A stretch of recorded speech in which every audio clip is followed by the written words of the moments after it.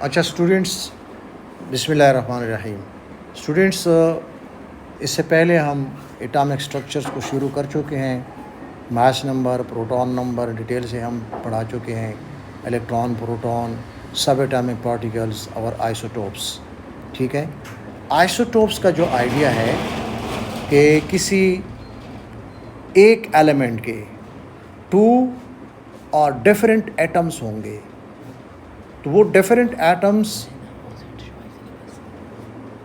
अच्छा, तो ये जो रिलेटिव एटॉमिक मास है, ये पहले हम मोल्स कैलकुलेशन में पढ़ाते थे, उधर भी पढ़ाएंगे क्योंकि उधर मॉलिक्यूलर मास और ये, लेकिन रिलेटिव एटॉमिक मास अभी इनको एटॉमिक स्ट्रक्चर के साथ भी उन्होंने कंबाइन कर दिया है कि यहाँ पर आइसोटोप्स का आइडिया है, तो आइसोटोप के साथ ही इनको पढ़ाया जाए। ठीक है ना। तो रिलेटिव एटॉमिक मास इम्पॉर्टेंट है कि आप इसको पढ़ें। रिलेटिव एटॉमिक मास क्या होता है? एक होता है, आपने एक चीज़ नोट की है ना, एटॉमिक मास या मास नंबर।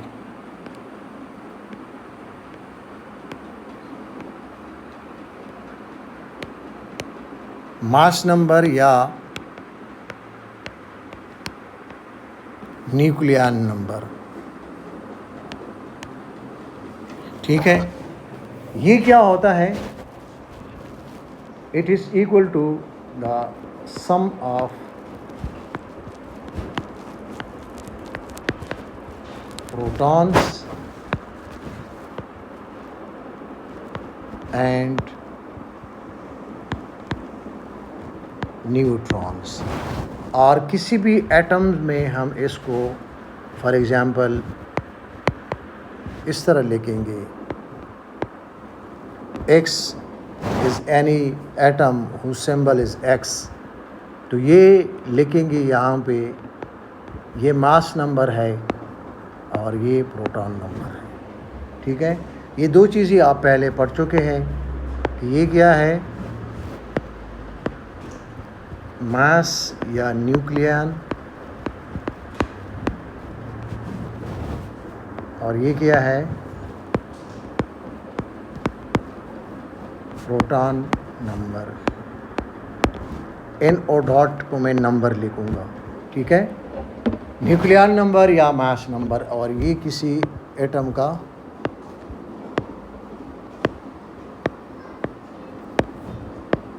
सिंबल कहलाएगा। ठीक है। अच्छा, ये आपको समझ आ जाएगी। अब डिफरेंट आइसोटोप्स होते हैं, मसलन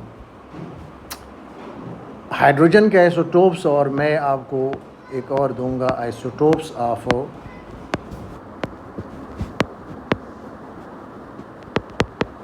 chlorine. There are two isotopes, एक है क्लोरीन 35 और एक है क्लोरीन 35 एग्जिस्ट करता है 75% एंड क्लोरीन 37 एग्जिस्ट इज 25%।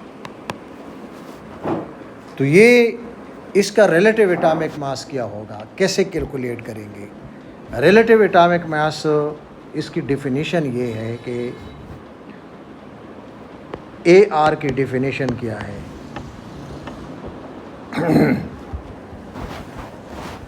इसकी डेफिनेशन है the average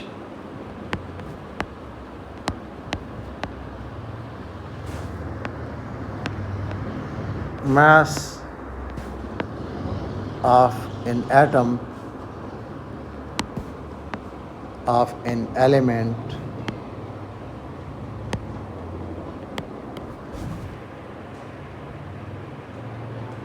compared with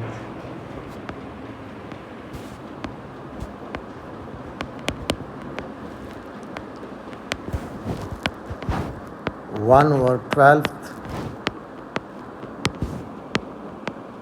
the mass of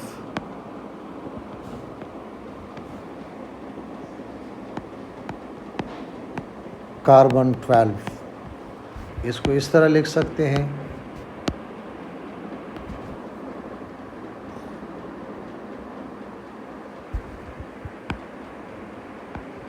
या इसको इस तरह लिख सकते हैं, carbon 12 whose mass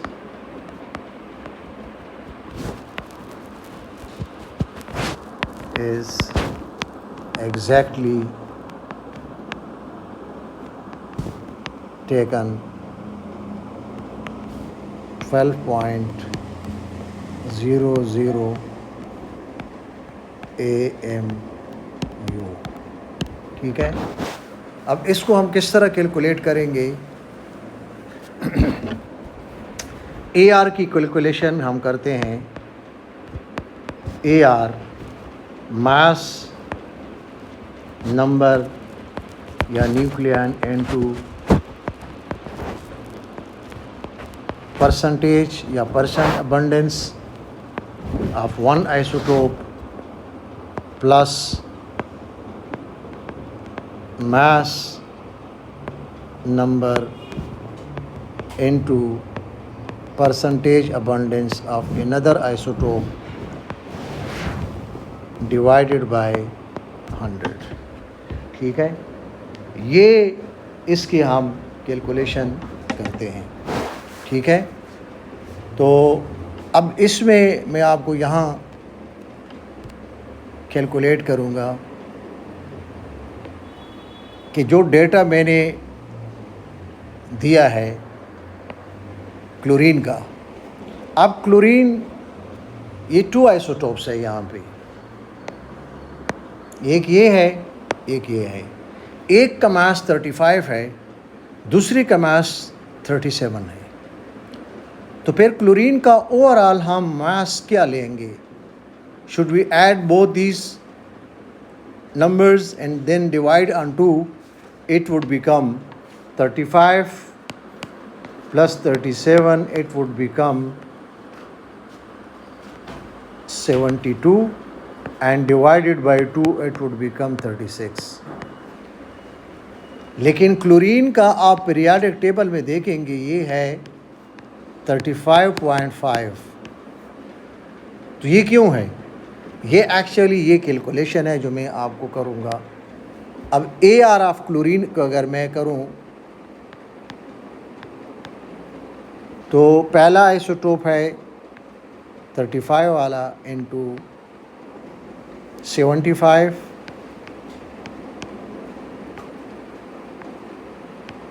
plus second isotope है 37 into 25 divided on 100। When you solve the above one and then divide on 100, it comes to be 35.5। You can work on it yourself। आप इसे खुद इस पे वर्किंग करें। तो ये सिंपल कोई भी डेटा हमें गिवन होगा तो उसको हम कहते हैं रिलेटिव एटॉमिक मास। ठीक है, ये इसकी आइसोटोप से इसकी कैलकुलेशन हम करते हैं कि ये average mass of an atom of an element compared with 1/12 of the mass of carbon 12 whose mass is exactly taken। अच्छा, ये एक कंपैरिजन है। 1/12 of the mass of carbon 12 का मतलब कि 1 unit, it is compared to 1 unit. ठीक है, फिर इसकी calculation by using the isotopic abundance and data given। You need not memorize this data by heart, ज़बानी याद करने की ज़रूरत नहीं है, आपको देंगे। अच्छा, ये है रिलेटिव एटॉमिक मास के बारे में।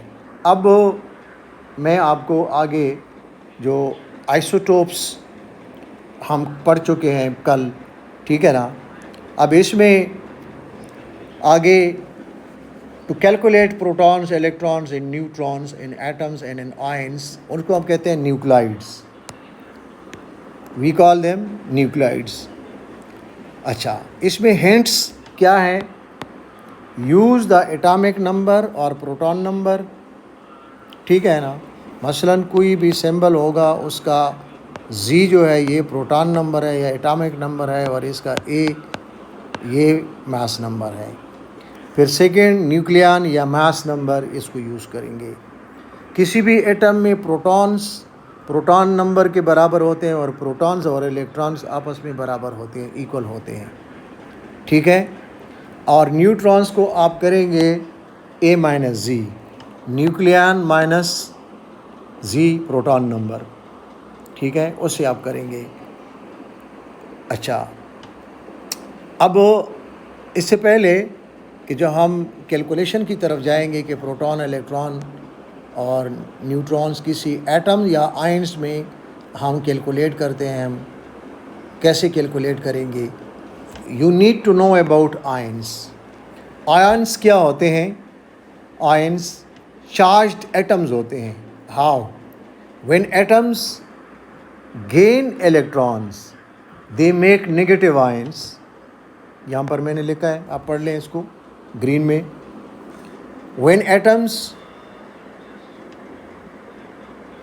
लूज इलेक्ट्रॉन, ठीक है, when they lose electron they become positively charged, when they gain electron they become negatively charged. You read these statements. अच्छा, अब what about the positive and negative charges? They are equal to the number of electrons lost and gained by atoms respectively. यानी जो lose करेंगे they gain positive charge, जो gain करेंगे electron they acquire negative charge और they become negatively charged, and the charges are equal to the number of electron gained and lost. अच्छा, calculate protons, electrons and neutrons in the following nuclides. In this way when we write symbols of elements or ions to put charges on, or either positive or negative, these are called nuclides. They will not be asking you to define nuclides. Yeah, they will not ask you what are nuclides. Just you have to remember that whenever you see this word nuclide or nuclides, you mean all this. कि इस तरह लिखने से उसको nuclide कहते हैं। अभी आप कर सकते हैं, मैं एक एग्जाम्पल आपको सॉल्व करूँगा, कौन सा आप बताएं मुझे, लेकिन आप नहीं हैं, आप नहीं बता सकते, तो मैं अपनी तरफ से एक दो एग्जाम्पल करूँगा, बाकी आपने ख़ुद ये प्रैक्टिस करना है, ठीक है। अच्छा, कुछ के प्रोटॉन नंबर मैंने नहीं दिए हैं, वो मैंने आगे लिखा है कि आप उससे पीरियाडिक टेबल में ले लें, ठीक है ना। यहाँ पर मैं सॉल्व करता हूँ, ठीक है, एक मैं सॉल्व करूँगा।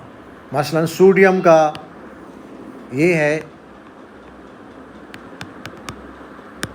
सॉल्यूशन, सोडियम आयन का वही सेम है डेटा, प्रोटॉन नंबर और न्यूक्लियन नंबर सेम है, तो इसमें प्रोटॉन कितने होंगे 11, लेकिन इसमें इलेक्ट्रॉन्स कितने होंगे 11 नहीं है। It would been 11 was it an atom, but since it is a sodium ion with positive 1 charge, it means it has lost 1 electron. Originally the atom had 11 electron. Since it is lost 1 electron, now it is left with 10 electron, so 10 negative charges, so electrons are 10, ठीक है। अब neutron क्या है? Neutron इसको आप direct लिख सकते हैं, वर्किंग कर सकते हैं। आप ये लिखें 23 माइनस 11, ये क्या है? मास नंबर और ए माइनस, जिसको हम we donated by capital A, Z is 11, so A minus Z is it's equal to 23 minus 11 is equal to 12, ठीक है। ये इसमें प्रोटॉन 11, इलेक्ट्रॉन्स 10 और न्यूट्रॉन्स इसमें वर्किंग मैंने की है 12 हैं। अच्छा, कोई दूसरा एग्जाम्पल ले लें, ठीक है। आप एलुमिनियम की एग्जाम्पल ले लें,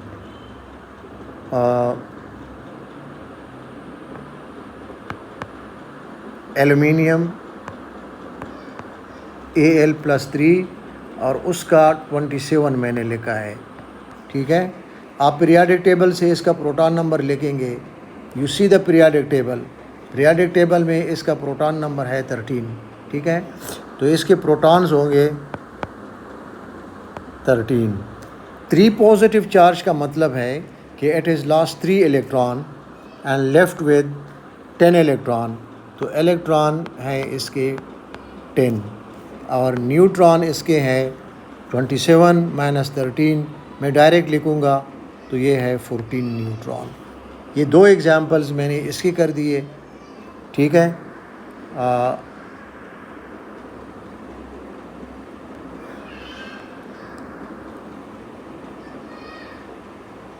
अच्छा, अब आप इसको करेंगे कोई एक नेगेटिव ले लें, ऑक्साइड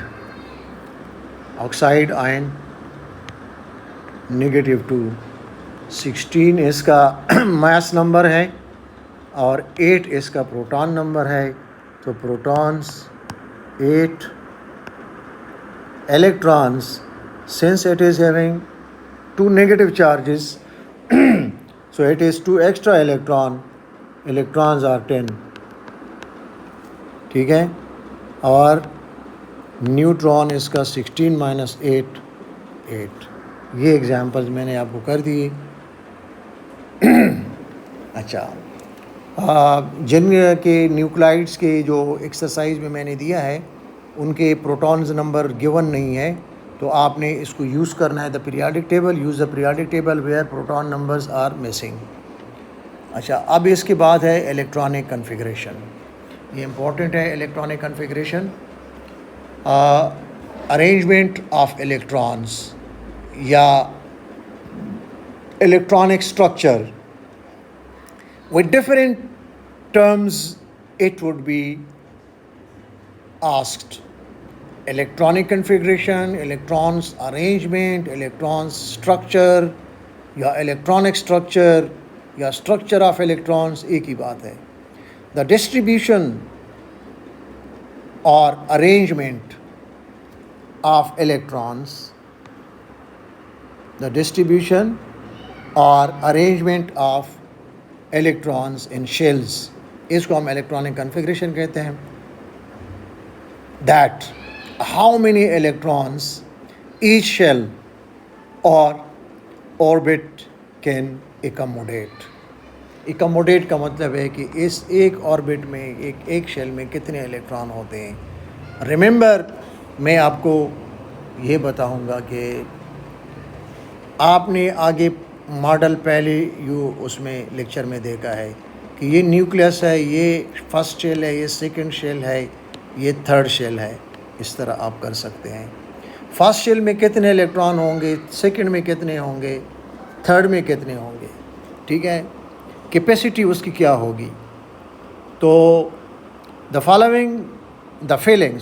फिलिंग ऑफ ऑर्बिट्स और shells would be according to 2n square notation। ये mathematical है 2n square, where n is the number of shell or orbit. Electrons in each shells or orbit are as given. First orbit, which is designated by K or K shell, it will have 2 into 1 square. Square of 1 is 1 and 2 electrons. Second orbit, 2 into 2 square. First you solve 2 square is 4 and into 2 8, ठीक है। And third orbit, M, designated by capital M, it is 2 into 3 squares. Square of 3 is 9 and to 2 18 electrons.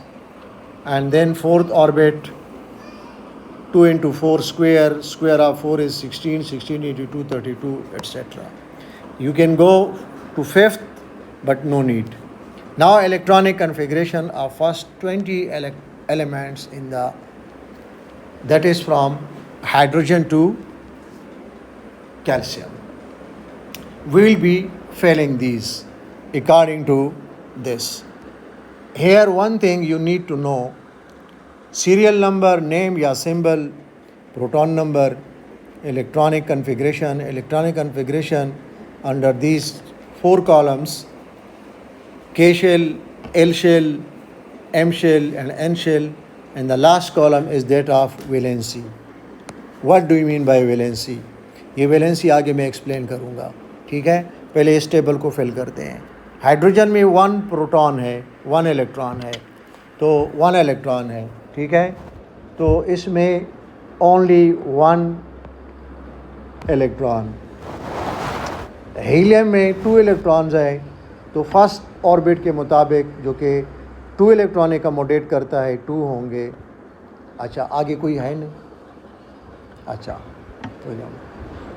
Lithium proton number 3, it means 3 electrons. How to distribute? 2 electrons go to the first orbit. The first orbit cannot hold more than 2, so third electron shall go to second shell या orbit. Now come to beryllium, 4 proton 4 electron means 2 पहले में गए और 2 second में। अब boron 5 electrons इसमें है because proton number, ये बार बार मैं नहीं करता हूँ, ठीक है। आप जितनी ये नंबर्स प्रोटॉन नंबर है ना, same is the number of electron, तो बार बार मैं नहीं कहूँगा, ठीक है। तो 2 रिमेनिंग 3 इसमें चले गए, यहाँ पर 6 है तो 2 रिमेनिंग 4 यहाँ पे चले गए। अब नाइट्रोजन 7, 2 रिमेनिंग 5 इसमें चले गए। अच्छा, अब वैलेंसी का मैं आपको कॉन्सेप्ट दे देता हूँ, ठीक है ना। आगे मैंने वैलेंसी की अब बात नहीं की है। अब यहाँ ऑक्सीजन 8 इलेक्ट्रॉन्स है, तो 2 और 6 हो गए। और यहाँ पर फ्लोरीन 2 और 7 हो गए, और नियॉन 2 और 8 हो गए। तो ये यहाँ पर सेकेंड ऑर्बिट की मैक्सिमम एकमोडेशन है 8 से ऑनवर्ड नेक्स्ट में इलेक्ट्रॉन चले जाएंगे। अच्छा, यहाँ पे मैं आपको बताता हूँ कि वैलेंसी क्या है। वैलेंसी में आगे डिफ़ाइन करूँगा, डिटेल से बताऊँगा कि what do you mean by valency. Hydrogen के फर्स्ट ऑर्बिट में 1 इलेक्ट्रॉन है और इसकी maximum capacity to make it complete 1 electron की ज़रूरत है। तो ये 1 इलेक्ट्रॉन गेन करे या शेयर करे, क्योंकि अभी गेनिंग शेयरिंग अब आपकी समझ में इतना नहीं आएगा, आप बॉन्डिंग की तरफ जाएंगे, आप इसको रिलेट करेंगे, क्योंकि ये एक ही टॉपिक है। इनफैक्ट उसमें एटॉमिक स्ट्रक्चर और बॉन्डिंग ये एक ही टॉपिक है सिलेबस में, ठीक है। तो इसकी वैलेंसी कंबाइनिंग पावर 1 है, क्योंकि इसको 1 इलेक्ट्रॉन की ज़रूरत है। आइदर ये गेन करे या 1 इलेक्ट्रॉन शेयर करे तो 2 कर ले, ठीक है ना। When share it becomes 2। तो इसकी कंबाइनिंग पावर, वैलेंसी क्या होता है? The combining power of an element is called valency, यानी वो एक दूसरे एलिमेंट के साथ किस रेशो से, किस कॉम्बिनेशन के साथ क्या उसकी ताकत है, पावर है कि वो उसको कंबाइन होता है, ठीक है ना। तो उसको हम कहते हैं कंबाइनिंग पावर। यानी इसको मैं इस तरह एक्सप्लेन करूँगा कि 2 बंदे हैं, वो बिज़नेस करते हैं, ठीक है ना। तो बिज़नेस करते हैं मुश्तरका, कंबाइंड शेयरिंग पे, और उनकी कितनी कंट्रीब्यूशन है। एक बंदा 10 लाख करता है, दूसरा 15 लाख करता है, तो 10 लाख वाली कि 15 लाख की कंट्रीब्यूशन है, ठीक है। या $1 में कंट्रीब्यूशन करता है, इक्वल कंट्रीब्यूशन दूसरा करेगा पाकिस्तानी रुपीज़ में, तो डॉलर वाला $1 देगा तो पाकिस्तान वाला 280 रुपये देगा, क्योंकि जो एक्सचेंज रेट यही है।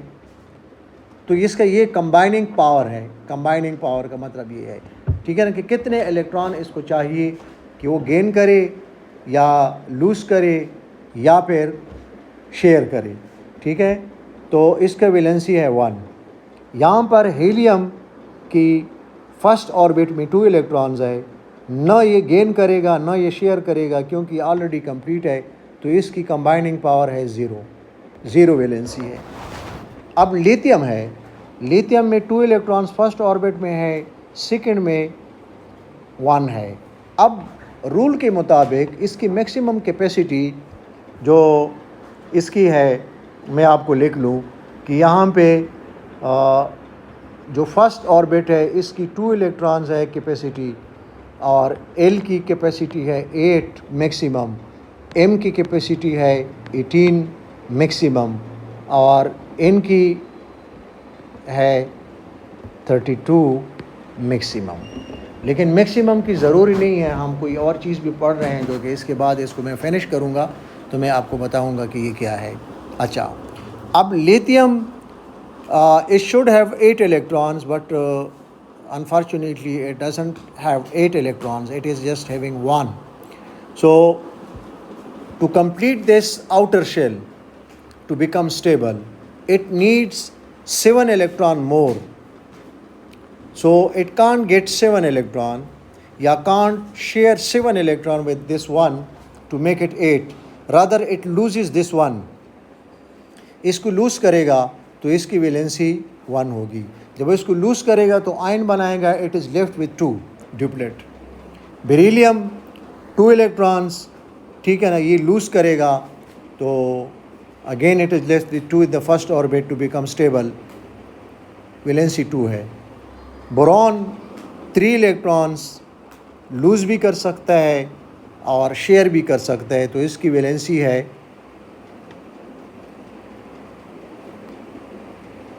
3।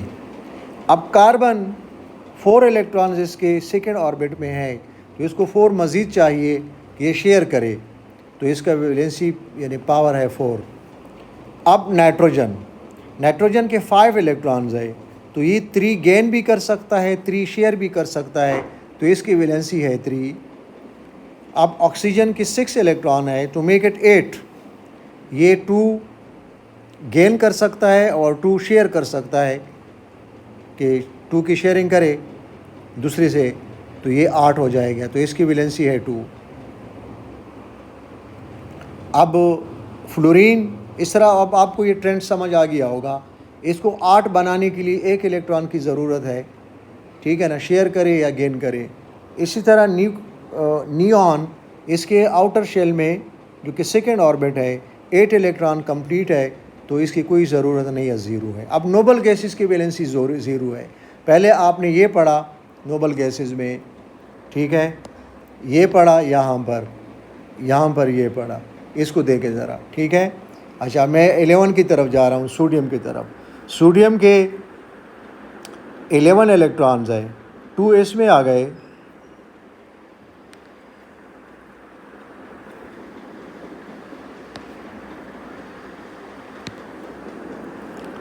टू इसमें आ गए, तो 8 इसमें आ गए। अब 9 वैसे हमने नहीं प्लेस कर सकते ना यहाँ पे, क्यों? इस सेकेंड की मैक्सिमम है 8 इलेक्ट्रॉन्स, तो 9 नहीं प्लेस कर सकते। द 11th इलेक्ट्रॉन या रिमेनिंग में से जो 9th है उसमें से 8 यहाँ चले गए, तो extra 1 electron shall go to the third orbit. इसी तरह अब यहाँ पे इसको मैक्सिमम 8 इलेक्ट्रॉन्स किसी भी ऑर्बिट में चाहिए होते हैं, सेकेंड या थर्ड या फोर्थ में मिनिमम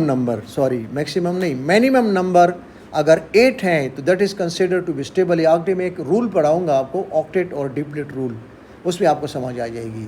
सो नाउ सोडियम को यहाँ पर फर्दर 7 इलेक्ट्रॉन की ज़रूरत है, और उसको ये नहीं कहीं से ले सकता, तो rather it gets rid of this single electron, तो कहीं चार्ज बनाएगा, आयन बनाएगा, तो इसमें ये होगा, इसकी वैलेंसी है 1, इसकी वैलेंसी है 1।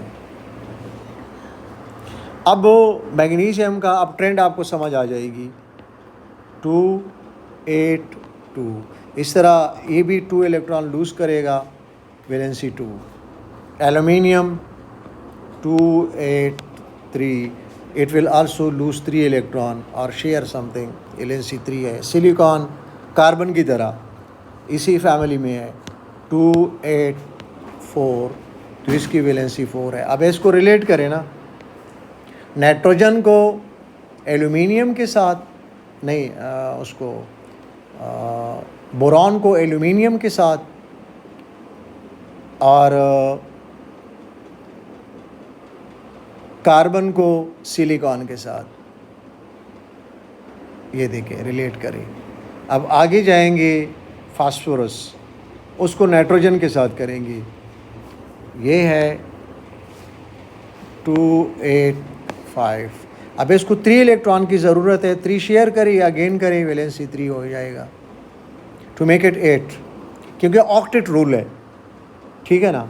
अब जब मैक्सिमम कैपेसिटी इसकी 18 है, लेकिन 18 इलेक्ट्रॉन तो दूर की बात है, इसमें 8 भी आ जाएँ तो हम इसको कंप्लीट कंसिडर करते हैं।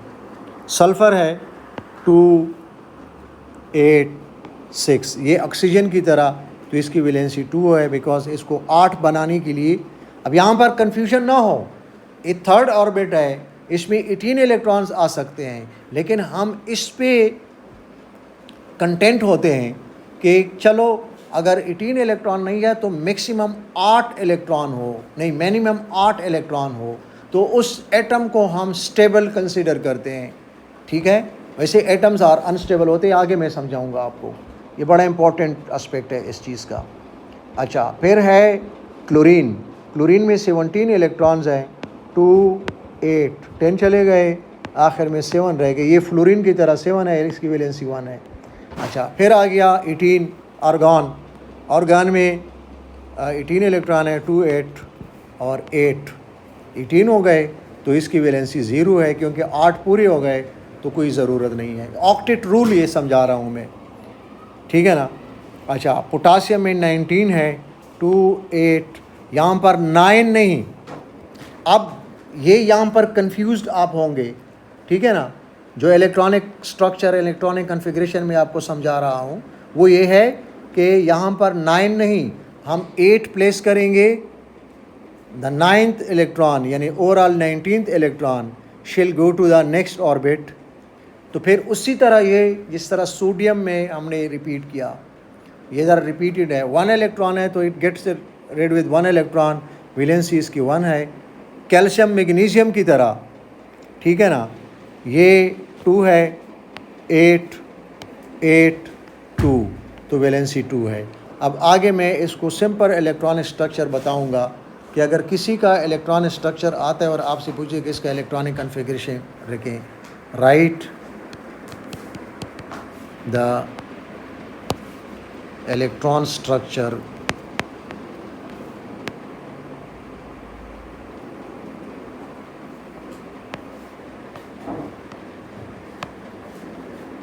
of the following.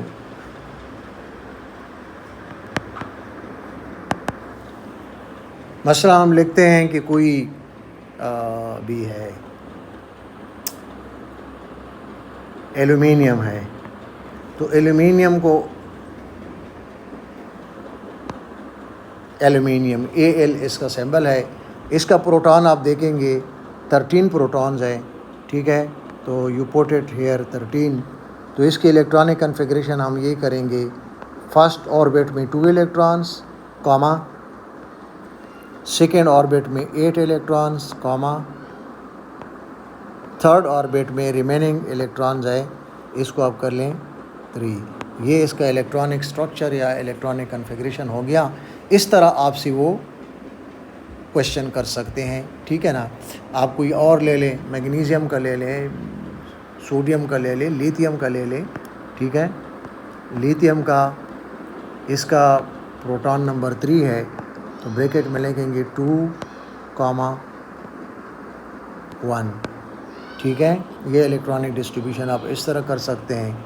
क्लोरीन का करेंगे, क्लोरीन 17 है, 2, 8, 7। अच्छा, फिर आप करेंगे क्लोराइड आयंस का, ठीक है। अब क्लोराइड आयन तो पीरियोडिक टेबल में नहीं है, but you look it, chlorine के इसका प्रोटॉन नंबर क्या है, 17 है। अब इसके इलेक्ट्रॉन्स कितने हैं, इसके इलेक्ट्रॉन्स एक गेन किया है, तो इसमें एक एक्स्ट्रा इलेक्ट्रॉन है, 18 इलेक्ट्रॉन है, 2, 8, 8। अब सोडियम आयन का देखें,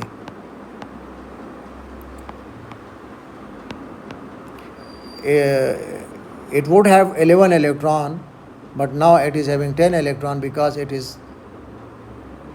positive 1 charge, and it means 10 electrons, it is last one, तो 10 इलेक्ट्रॉन है, ये करेंगे हम। अच्छा, अब आप एल्युमिनियम आयन की बात करेंगे, ठीक है, या लिथियम आयन की बात करेंगे। Lithium ion